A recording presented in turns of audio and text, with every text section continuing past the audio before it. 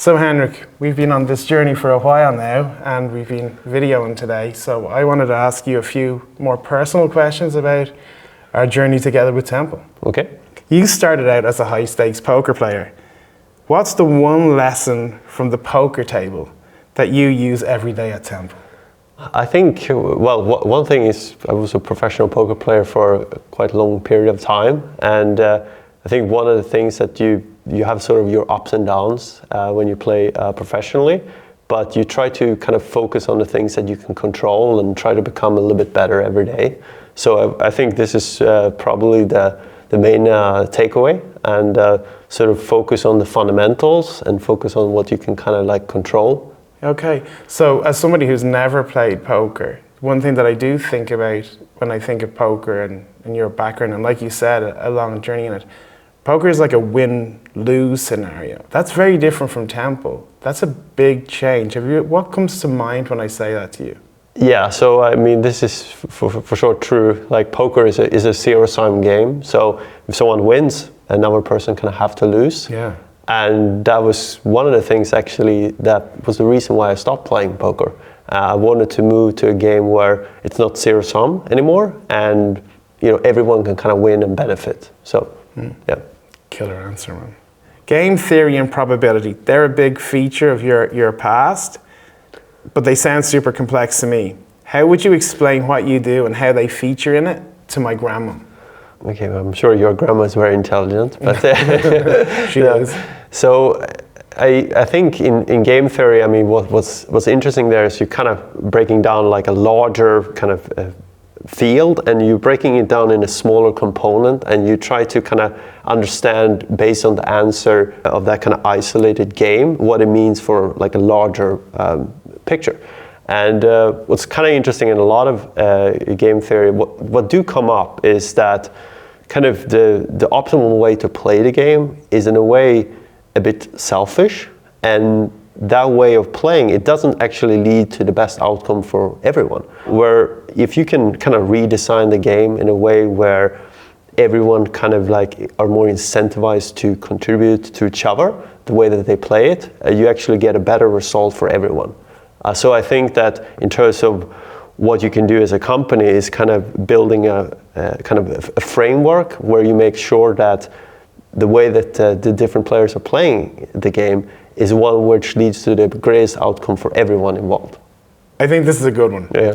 So we talk a lot about breaking financial barriers at Temple. If you could snap your fingers and remove one big obstacle for future homeowners, what would that be? I think the obstacle is, I mean, one of the really large ones is that you kind of like are isolated in that goal. I mean, some people, they have it together as a partner, but there's a lot of single households out now. There's record, and I think that what really could be a benefit is that you have a kind of company behind you, and you have like a larger community that are looking for the same goal. I think that's a lot easier to achieve something when you have others with you on that journey. So, yeah, yep. I really like that part of Temple.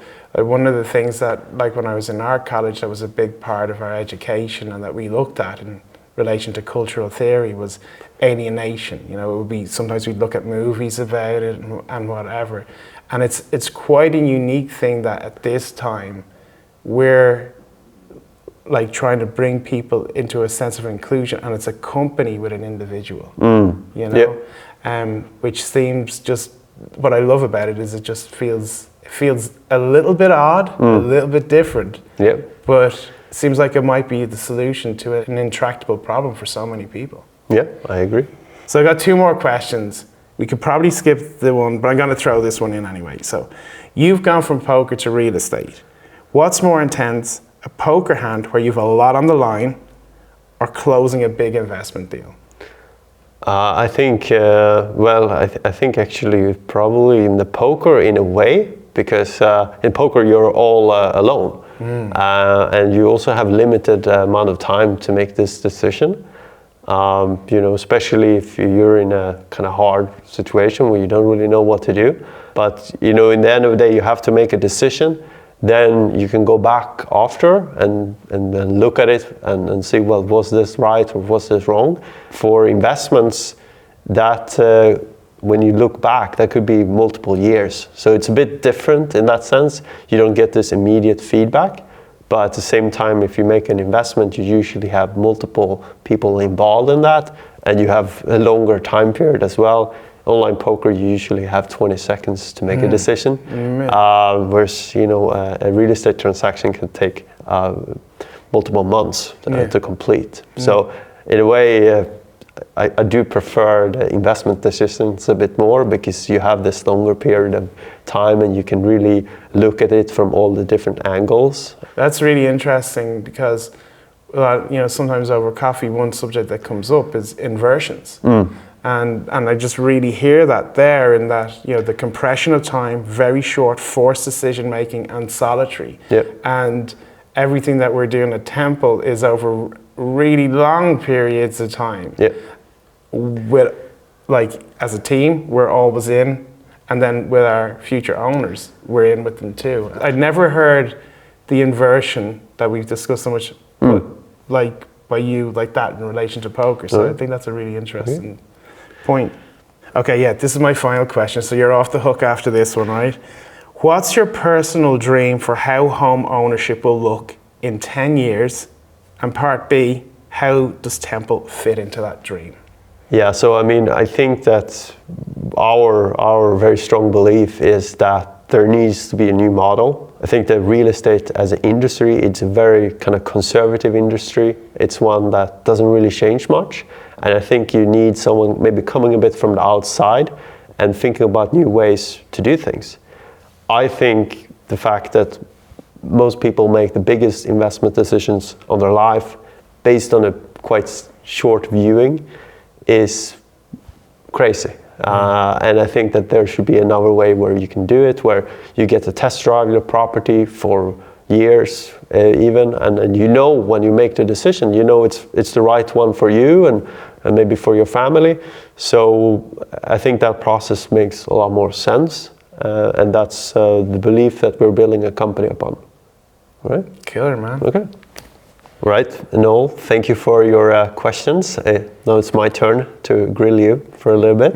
Very nice. So, with your background, what role do you see the Temple Future Owners Program can have for the creative community? Wow, that's a great question. The immediate thing is obviously related to my personal experience. You're in the same maturing process as everyone else in college and university going through it. But when you come out, if you want to push on with your studio practice and really concentrate on creating work, you're paying rent on the studio, but to a bank, you look like, why would we ever give this person a mortgage? And you could still be 100%, you're still committed to your art, but you also maybe want to have a family. Or you want to set down roots in a city and feel at home and really build out there. You're just at sea. But to be able, it might be difficult for you to put together the bank requirements, but if you could come in with that smaller deposit and know that in the future that you can come and this place that you're living in that can now become your home, I think for me as a creative person, the amount of freedom that would give me, the release of my own potential, and also the confidence in so many other aspects of one's social life, finding a partner, starting a family. You have an anchor. The consequences of that are hard to predict, but they're all beneficial. Noel, how do you see the kind of relationship between Temple and its Future Owners Program and a city like Berlin? Well, that's a really interesting question, and it's something that I think the property investment market knows about, and we as artists know about as well, that when an area is kind of run down, and I'm not saying Berlin is run down, but you send the artists in first. So the artists will go there because they can get a studio space, and maybe they can get a low rent apartment, and they can start to build up there. But once the area starts to gentrify, the artists are forced to move out. I think that with the Future Owners program that we're offering, giving people stability so there isn't that same push to leave, there's actually that we would come into a place and we'd want to give those people an anchor home. I think that role is going to be massive and transformational, and I would be really interested in seeing how that works in a city. And I think the consequences can be, and the outcomes, positive outcomes, can be huge. Another part of that question that comes to mind that you provoked in me there was thinking about, I was lecturing in one of the universities in Ireland, and they had a program which was STEAM. So it was like the STEM subjects with the arts added. And I think when you have artists bedded down and stabilized in the community, I think the addition of the arts with the other disciplines, you know, of science, technology, education, and so forth, I think what could be generated out of that in terms of creative and innovative work is just super exciting. It's very interesting, yeah. And at Temple, we quite often think a lot about like initiatives and things like that. Can you kind of speak a little bit about the kind of power of initiatives? Yeah, I think the thing about initiatives is the hardest part is the first move, right? And the thing about artists in particular and creatives is that they're usually bending the material of what's here already into something else. So in the applied sciences, you know, you're looking at how metal might work and how it might be then applied in construction or some other technological application. With the artist, when they're using a material, they're forcing it to its limit just to see if it can make something that doesn't necessarily have utility, but inspires something different.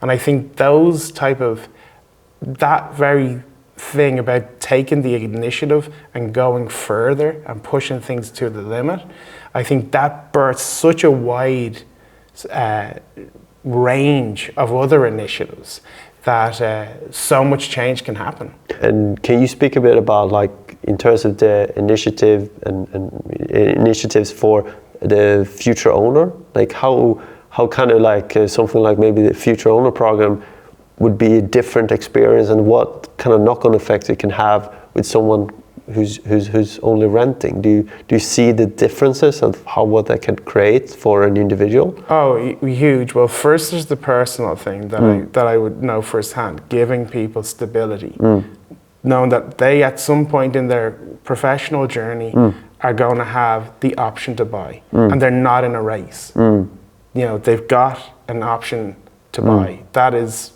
transformational. Like, it's, I mean, what's the difference between that and the standard mortgage, you know? Yeah. Like, the other thing that comes to mind is, and it may seem like a very roundabout way to answer your question, but I think it's really important, is there was this, you know the nozzle that you spray on clothes, like to get stains out. All right. Yeah. So there's an interesting thing of how that came about. So they had compound physicists, you know, chemists, everyone involved trying to get this new delivery for the company to deliver the detergent into the fabric to clean it. They couldn't make it work.